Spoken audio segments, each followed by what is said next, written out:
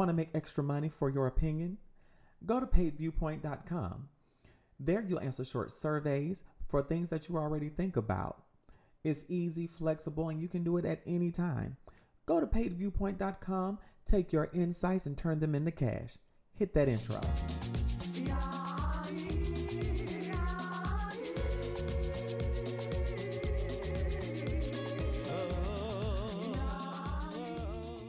Hey, Royal Priesthood. Thank you for joining me for another conversation. Now, the last few episodes, I have been walking through my journey in transness, and started off with the first episode of Finding Yannick, me discussing how theater makeup got me into doing drag and how drag got me into wanting to transition. And then we're going to finish up the journey here.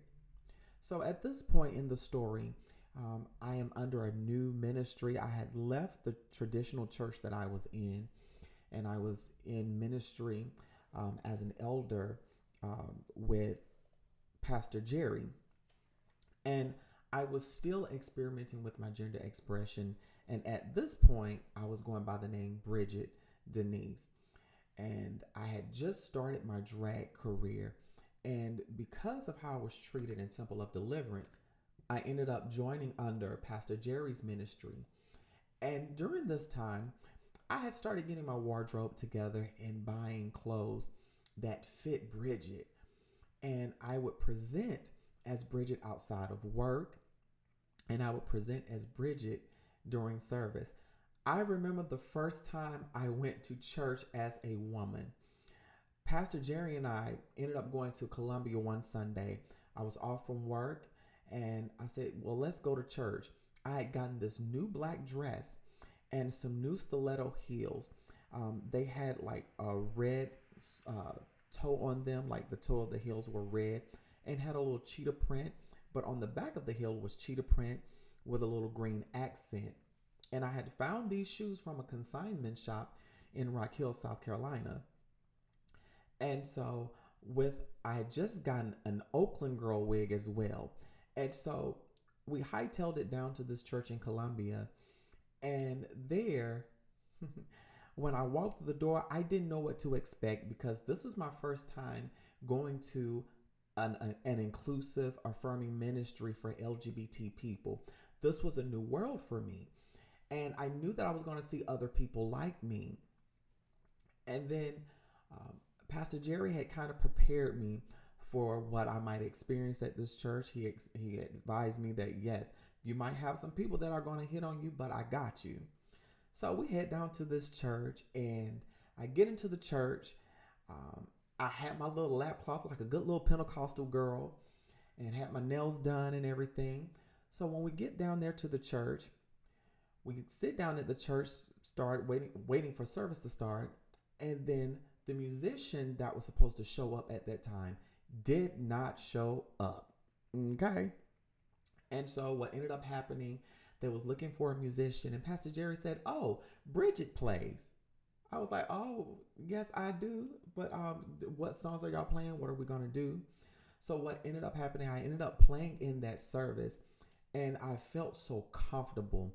I felt so happy, and I felt joyous. I even got me a little dance in.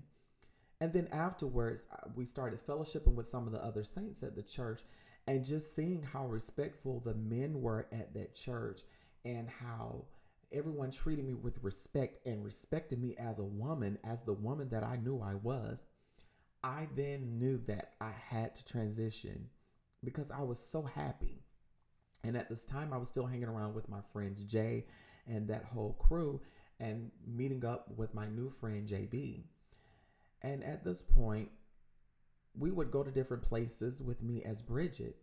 And going back and forth, I would have my days to where I would want to just give my regular self, the old me, and then I would be Brigitte. But I felt more comfortable being Bridget.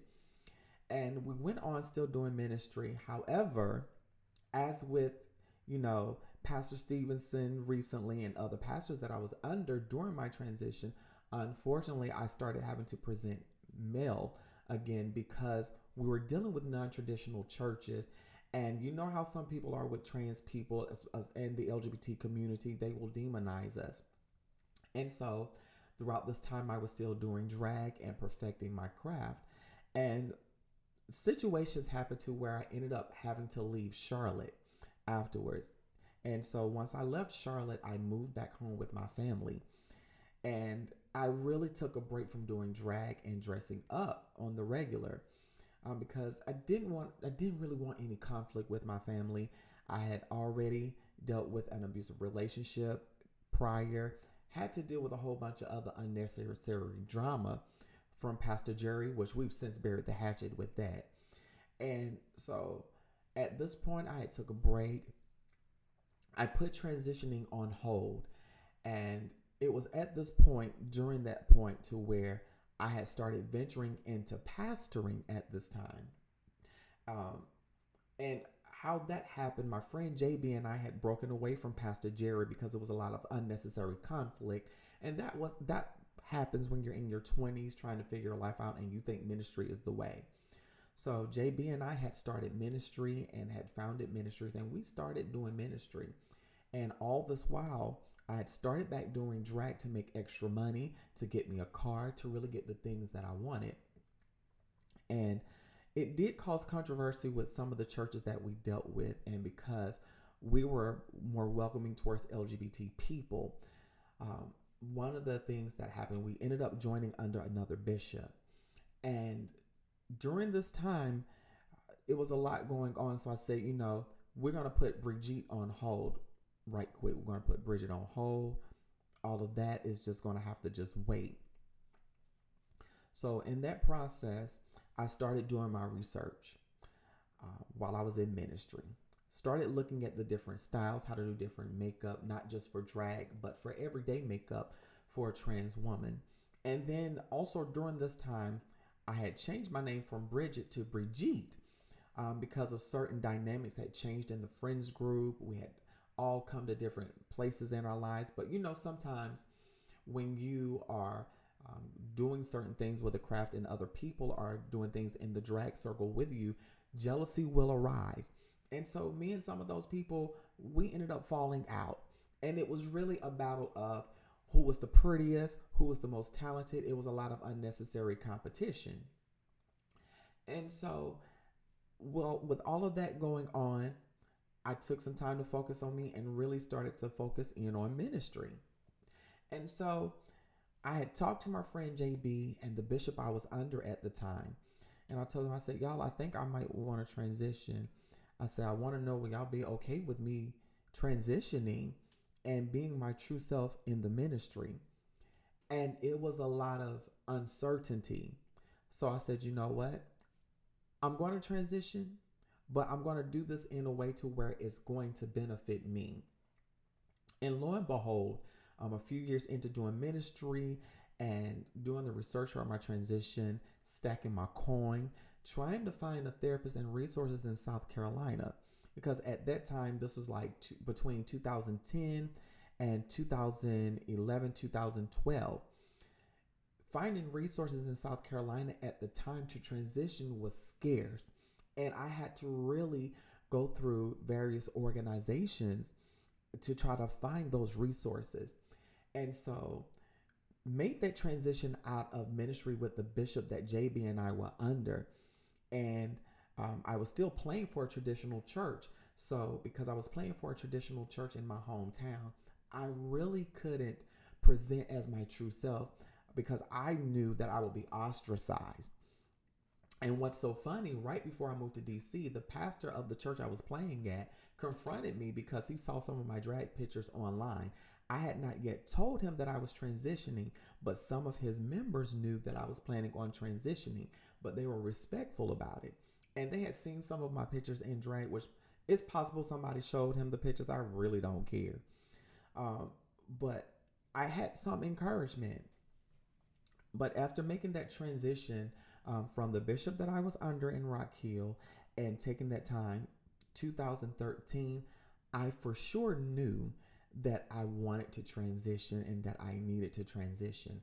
And at this point, I had connected with Pastor Stevenson in order for me to plan my move to DC. And initially, he thought it was for attention. I was like, no, it's really not for attention. Like, I really want to go forth on this.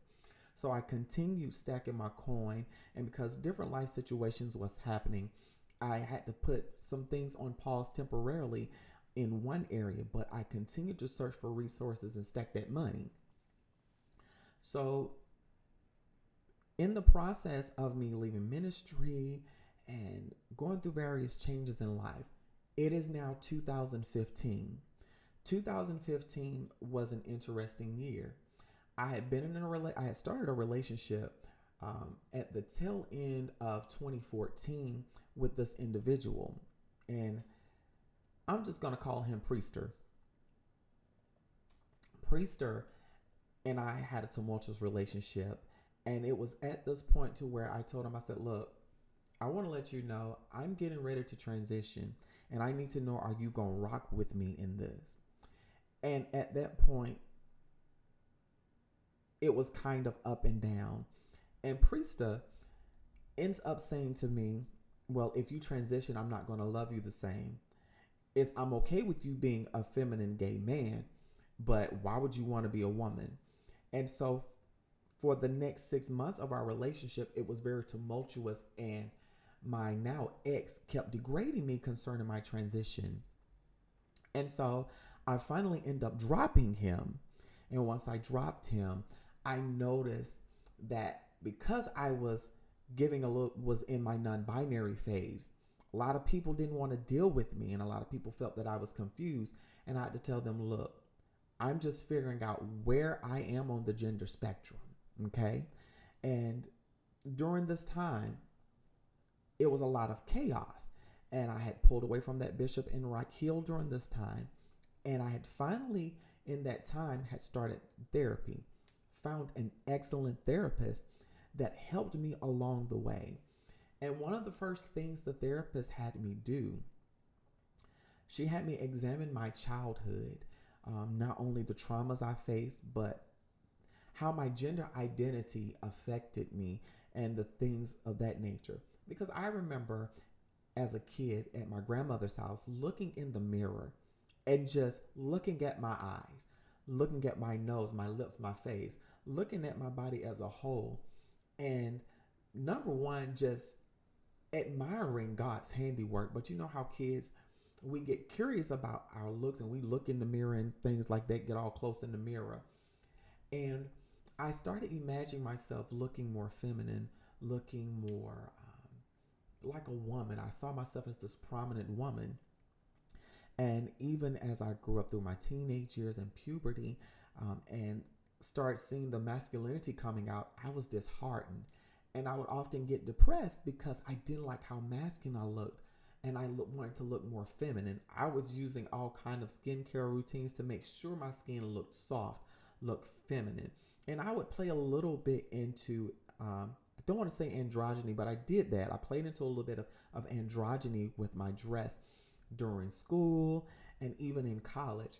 And so I recalled those memories in therapy with my therapist. And she finally let me know. She said, you are firm in what you want to do. I'm going to go ahead and write this letter for you to start HRT, to start your transition. Keep in touch with me. And I kept up with therapy as much as I could. And then September of 2015, I finally started hormone replacement therapy. And I was glad to do that at that time because I had just went through the breakup with Priestess, and also seeing certain dynamics change within the church I was in at the same time. And so this was a very dark period for me, but it was yet a lot of silver linings because I had finally got to start my transition. And I initially started out on HRT via pill form, via the estrogen pills and the testosterone blocker. Mind you, I was still living with my uncle at the time. And during this time, I'm still doing drag and performing in preparation to move to DC. And after that breakup, I had said, I'm going to be single for a while and focus on things. And so I started dressing up and being the woman I knew I was more often, and loving the drag, loving the clothes. And it was so funny. My mind went back to when I stayed in Charlotte. My friend Jay told me, he said, Bridget, you need to transition, because whenever you are dressed up as the woman that you are so much happier. There's a light about you that we don't see when you're presenting as a man. And I took that to heart because I felt that euphoria. I didn't have the language, but that was a moment of euphoria for me. And just being able to be feminine and be the woman that I know I am, being the trans woman I am, it gave me so much euphoria. So I continued transitioning, and I ended up writing a letter to my uncle, letting him know what I was doing, because one night I was getting ready to go out and I had on a muscle shirt, and I knew my breast had started growing then, and it started being noticeable. And my uncle says, "What's going on? You growing breasts?" I was like, "Yes."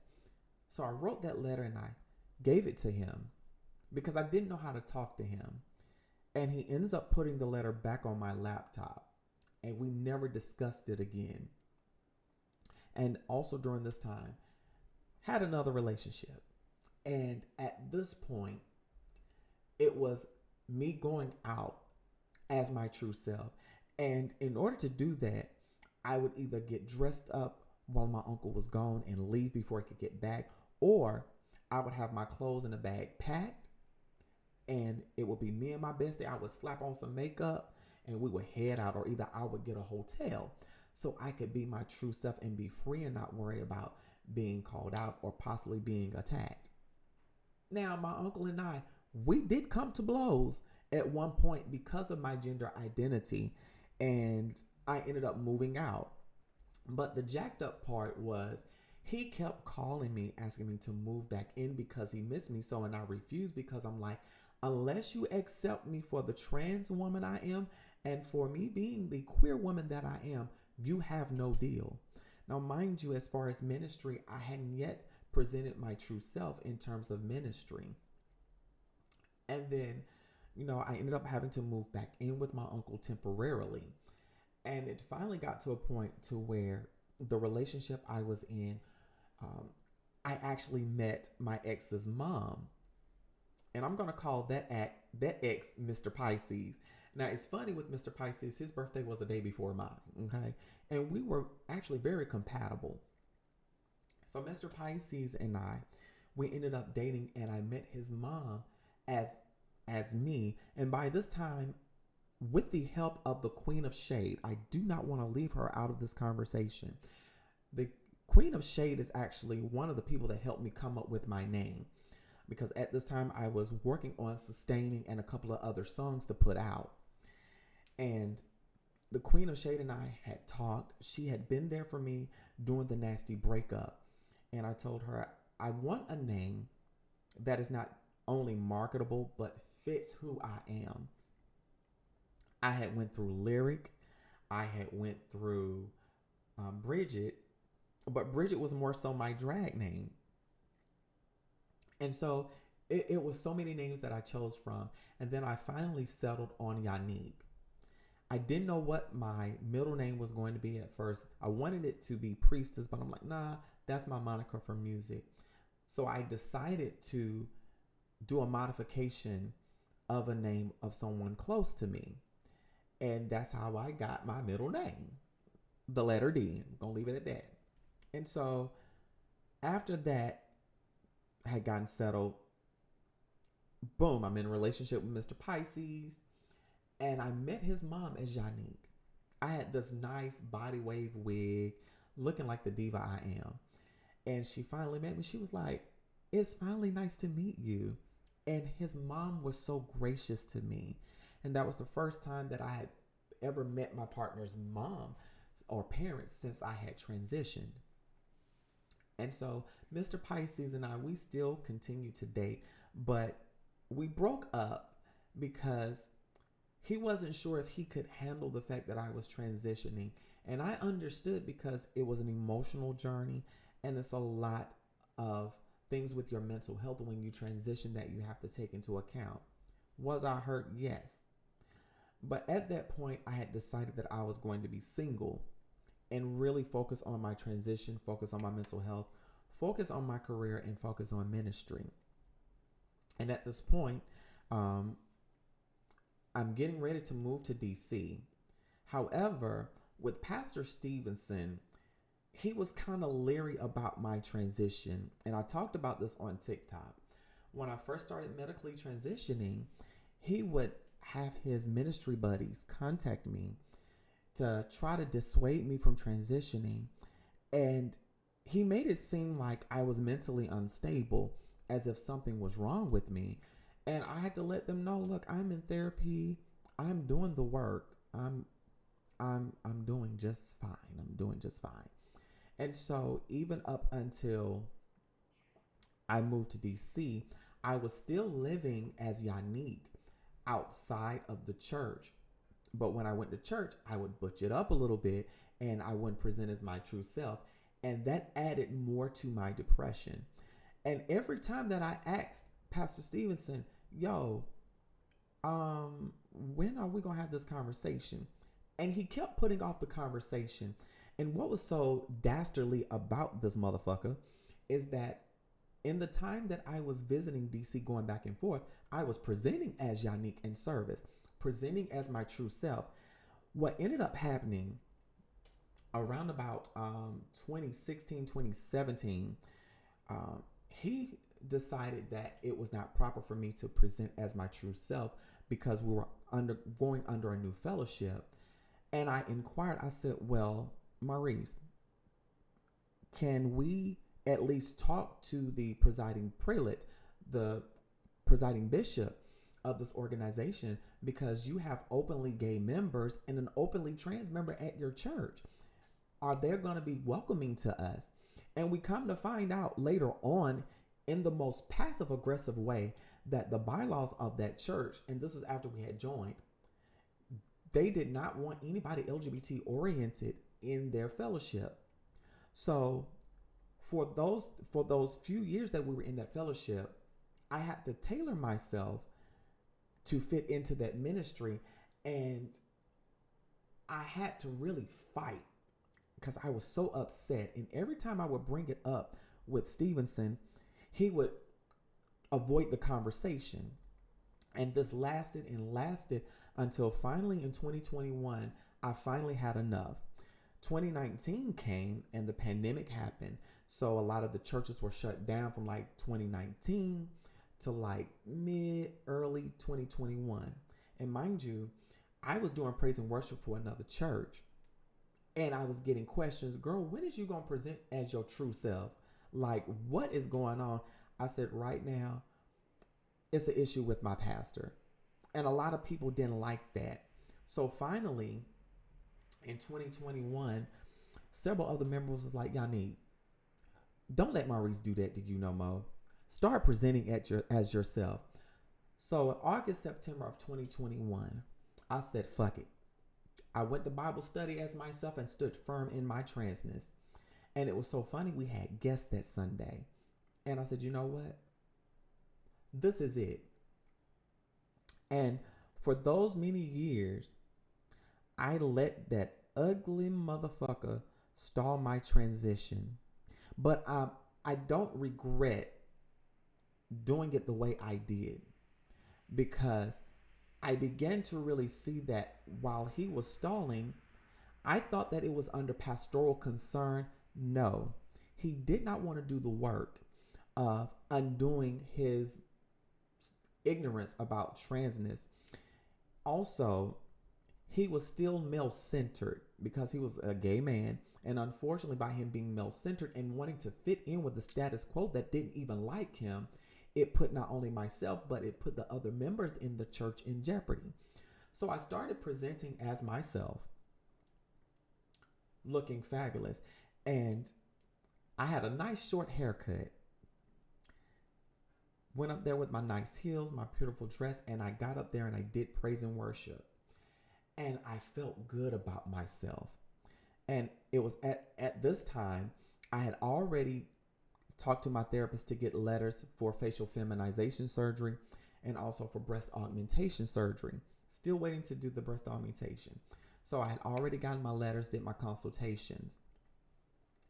And I did a lot of things underground and then presented it to Maurice as far as me doing facial film stuff because I felt like he was going to try his damnedest to block me from going forth. So a couple of weeks after I transitioned socially in terms of the church, all of a sudden I get outed by one of the bishops. And it's still a lot of shroud of mystery as to what happened between Maurice and Bishop Tim. It's a lot of back and forth as to who outed me to the bishop, and I got no protection from anyone. Nobody protected me, and I got set down from my position under the guise that I had done something, that I had offended the ministry. And I'm like, no, I'm the real victim here. Why am I being punished for being trans? So as a result, that ministry crumbled. And I went through a couple of other things. And while I'm going through this, Maurice still tried to act like a concerned pastor, but I ended up pulling away from him because I recognized he was dangerous to my womanhood and dangerous to my transness. He had already policed how I dressed. He would always have a problem with the clothes that I wore. He said they looked like I was going to the club, in which they didn't. Or he didn't like the wigs that I wore. And he had the unmitigated gall to go as far as to take my wigs off because he didn't like them. And as a result, I completely divested from him because you violated me in a way to where you shouldn't have. And as a result, I started pulling away from him. And by this time, another bishop, we'll call him El Saint. El Saint had started being a figure of protection for me, or so I thought. And I had already made up in my mind that I did not want to do any bottom surgery because I'm not dysphoric concerning my bottom half. You know, not everybody that is trans opts for bottom surgery. And so I thought El Saint would be the protection that Maurice wasn't. So El Saint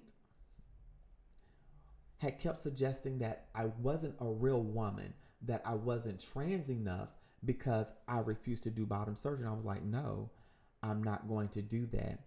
And I had started considering it, but I wouldn't go forth with it. And I talked a little bit about this in Diary of a Church Girl in 2022 when all this happened. But then I ended up being homeless at this time. And I knew then that I had to get away from El Saint because at this point, he had unfortunately pressured me into a sexual relationship with him. And the only reason why I did that was because I was scared either he would hurt me or he would possibly leave me stranded or steal my car, because my car was actually all I had at the time. And he had persisted for weeks. And I was trying to figure out how to get away from him. Because whenever you figure out that the person that you've surrounded yourself with, or that you've been surrounded by, when you realize that they are harming you and abusing you, the most dangerous time is when you leave. And I didn't know what this man was going to do to me if I chose to leave.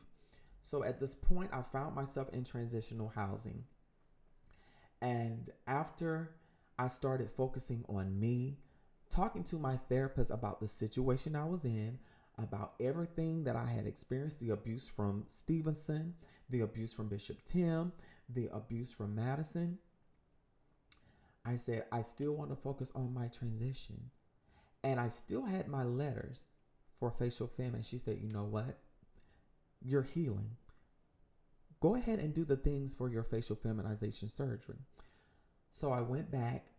I had to do a couple of consultations, and I finally got the date for my facial feminization surgery.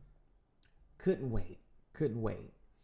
And I finally got to the point to where, after living in transitional housing, distancing myself from El Saint, I ended up finding the place that I'm living in now.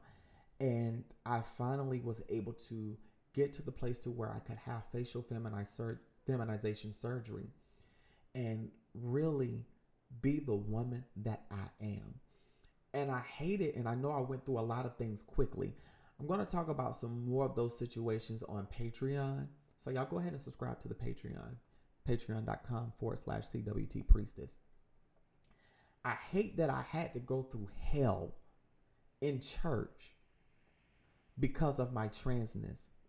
And I was in a very vulnerable place at that time, and I didn't realize how vulnerable I was until after the fact. And I'm sharing my journey to encourage people. Transition. I know things are crazy right now, but you transitioning is an act of defiance. It defies the gender binary, and it defies everything that people tell us that we can't be. And I do not regret my transition at all. There are some things I wish that I could change, but I've used those as a lesson. I'm still healing from the things that happened with El Saint, with Bishop Tim, with Maurice. Because when someone goes out of their way to make you doubt yourself, it does a number on you. But having facial femme in September of 2023 made it worth it. It made everything worth it. It made the fight worth it because I knew what I wanted for me. And I know that my ops have been watching because every now and then they show up in my people you may know. But I don't regret this transition at all. There are some other things that I want to do as part of my transition. I do want to eventually get the girls done. And that is going to happen regardless of what people say. And I also wanted to share this journey to encourage people. Surround yourself with people that genuinely support you. Because while you're in the process of starting that transition and making those steps, you want to be around people that you can trust them to respect your vulnerability and to protect you in your vulnerability. You don't want somebody that's going to take advantage of you in your time of being you, in that time of coming into yourself. You don't want people that will take advantage of you in that vulnerable state. You don't need that. And unfortunately, I thought those people were for me, but in the end they weren't. But it didn't stop any show. I am stronger. I am wiser. And that's why now I have decentered men, because I can admit I was very male-centered during that time. Very male-centered. And I was willing to break out of that male-centered mode for my well-being. I had already started on that journey prior, but because these were men of God, I trusted them. And they are also the reason why I am an atheist now. And I'm grateful that I've seen the BS, so I won't put myself in that situation again. Now, I'm going to go ahead and end this because I'm going to go to ranting and stuff. But I want to thank you all for listening. Thank you for your love and support. I'm going to be back with some more episodes this upcoming week. But the week of Christmas is coming, so next week you won't get any episodes. But when we start back after the new year, I'm going to start out with some Reddit stories. And I want you all to hit me up with some topics that you would like for me to talk about on the show in between Reddit stories. With that being said, if you've made it this far in the podcast, leave a mermaid emoji and let me know where you're listening from. And let's show each other love. Live, love, and be free. Smooches. Yeah.